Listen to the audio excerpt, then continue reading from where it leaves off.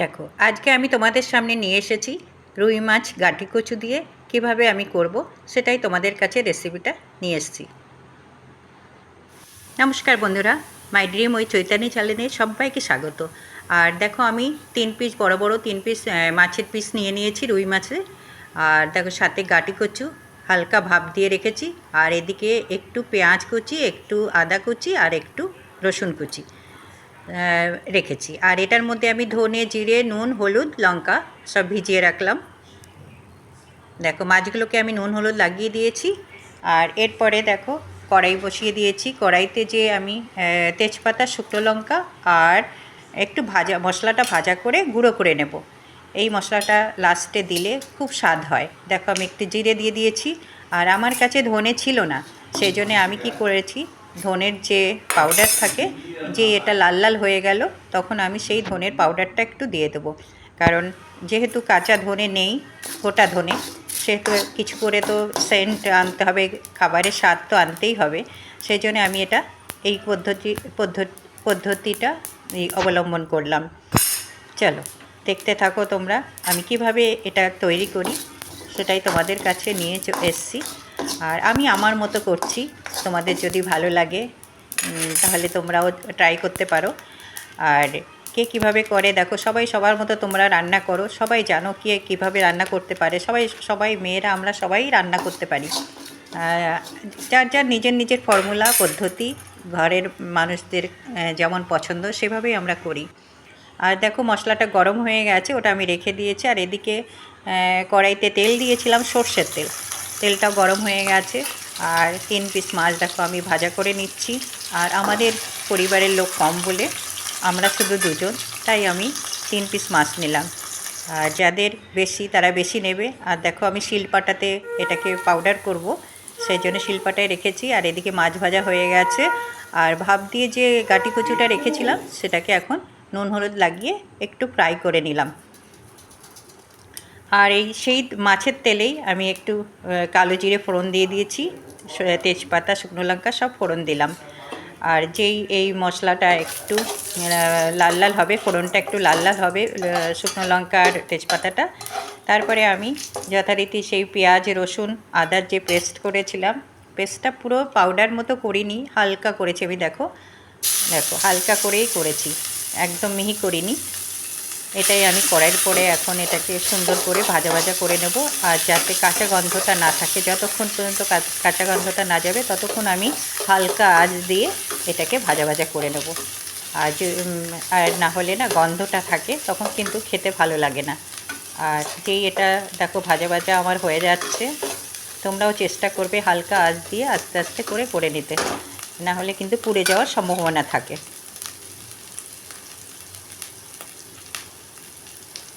যথারীতি দেখো আমার হয়ে যাচ্ছে। আর আমি কিন্তু চেষ্টা করছি যাতে না এটা লেগে যায়। দেখো, যে মশলাটা আমি ভিজিয়ে রেখেছিলাম, ধনে, জিরে, শুকনো লঙ্কা গুঁড়ো, হলুদের গুঁড়ো, নুন সব মিশিয়ে রেখেছিলাম, সেটাই কড়াইয়ের মধ্যে আবার ঢেলে দিলাম। এবার খুব সুন্দর করে মশলাটাকে কষিয়ে নেব, যাতে পেঁয়াজ, রসুন, আদার সঙ্গে ধনে, জিরে সমস্ত জিনিস একসাথে মিশে মশলাটা খুব সুন্দরভাবে হয়ে যায়। আর মশলাটা যদি সুন্দরভাবে কষাও, খাবারটা কিন্তু এমনি টেস্টি হয়ে যায়। এই জন্য সুন্দর করে তোমাদেরকে বারবার নাড়াচাড়া করে মশলাটা করে নিতে হবে। আর যতক্ষণ পর্যন্ত তেলটা না ছাড়ে ততক্ষণ পর্যন্ত আমাদেরকে মশলাটা ভাজা করে নিতেই হবে, কষিয়ে নিতেই হবে।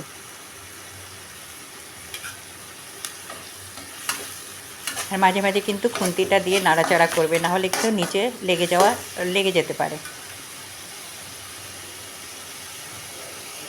এরপরে আমি কিন্তু মশলাটা যেই হয়ে গেছে, আমি তখন তার মধ্যে দেখো গাঁটি কচু যে ভাজা করে রেখেছিলাম, সেইগুলো সব মশলাটার মধ্যে দিয়ে গাঁটি কচুটা দিয়ে কষিয়ে নেব, খুব সুন্দর করে কষিয়ে নেব, যাতে মশলা, তেল যা কিছু আছে সব ওই গাঁটি কচুর মধ্যে ঢুকে যায়। আর না হলে কিন্তু ভালো লাগবে না খেতে।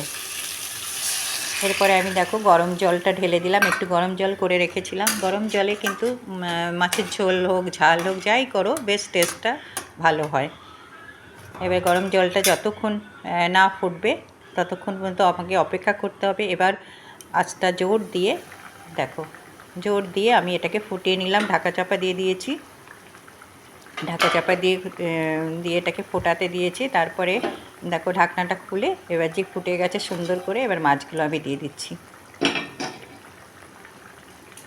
মাছটা দিয়ে এপাট ওপাট করে আমি আবার একটু ঢাকা চাপা দিয়ে দেবো, তাহলে পুরো মশলাটা মাছের মধ্যেও ঢুকে যাবে। ফুটিয়ে যার যতটা ঝোল লাগবে সে ততটাই ঝোল রাখবে, যাদের বেশি লাগবে তারা একটু বেশি রেখে দেবে। আর দেখো গাটি কচুটা সেদ্ধ হয়েছে কিনা দেখলাম, গাটি কচুটা কিন্তু অনেকটা সেদ্ধ হয়ে গেছে। আর এই যে আমি সেই মশলাটা গরম করে রেখেছিলাম সেটাকে বেটে রেখেছি। এবার এই মশলাটা যে হয়ে যাবে মাছের ঝোলটা, তার মধ্যে আমি ঢেলে দেবো। আর সবাই তো নানান রকম করে রান্না করো, কখনো এইভাবে একটু রান্না করে দেখো গাটি কচু দিয়ে, খুব ভালো টেস্ট হয়, খেতেও খুব ভালো লাগে। আর এটা কিন্তু পাতলা ঝোল, এটার মধ্যে কিন্তু অতটা মশলা নেই, হালকা মশলা দিয়ে করেছি আমি। এবার আমি লাস্ট দেখো হয়ে গেছে আমার। এবার আমি ভাজা মশলাটা ঢেলে দিলাম। আর এই ভাজা মশলার গুণেই কিন্তু পুরো মাছের ঝোলটা টেস্টই বদলে যায়, আর ভীষণ ভালো লাগে। তোমরা যে যেরকম ঝাল খেতে ভালোবাসো, কেউ মানে যে যেরকম ভালোবাসো সে সেভাবে দেবে। আমি আমার মতো করে তৈরি করলাম। তোমাদের যদি ভালো লাগে প্লিজ আমার চ্যানেলটাকে সাবস্ক্রাইব করে দিয়ে আমার পাশে থেকো, লাইক করো, কমেন্ট করো, আমার ভীষণ ভালো লাগবে। আর দেখো আমার হয়ে গেছে, এটাই আমার ফাইনাল লুক মাছের ঝোলের। দেখো আমরা একটা দিদির বাড়িতে এসেছি, এই যে দিদি, আর এই দেখো আমার মেয়ের হলো এই যে বিড়াল, সব সময় যে বিড়াল। আর এই দেখো আমাদের সেই পিঙ্কি, যার আশীর্বাদে এসেছিলাম, আজকে আবার গল্প করতে চলে এসেছি। আর আমাদের কি সুন্দর চা খাইয়েছে, দেখাতে পারলাম না তোমাদের। খাওয়া দাওয়া কমপ্লিট হয়ে গেছে, এখন গল্প হঠাৎ করে মনে পড়েছে, তাই তো একটু ভিডিও করি তোমাদের জন্যে। আর খুব গল্প করছি, খুব অনেক গল্প করছিলাম এতক্ষণ। আরও ইচ্ছে ছিল গল্পটা করি, কিন্তু মেয়ের পরীক্ষা, চলে যেতে হবে। চলো দেখো কি আদর, কি আদর, দেখো সব সময় বিড়াল বিড়াল। চলো এবার আমরা যাই, টাটা টাটা। এই পিঙ্কি যাস না রে, তুই তো যাস না রে, সেটাই তো, এটাই তো কথা। চলো চলো চলো, টাইম পায় না। কি সুন্দর গোছানো,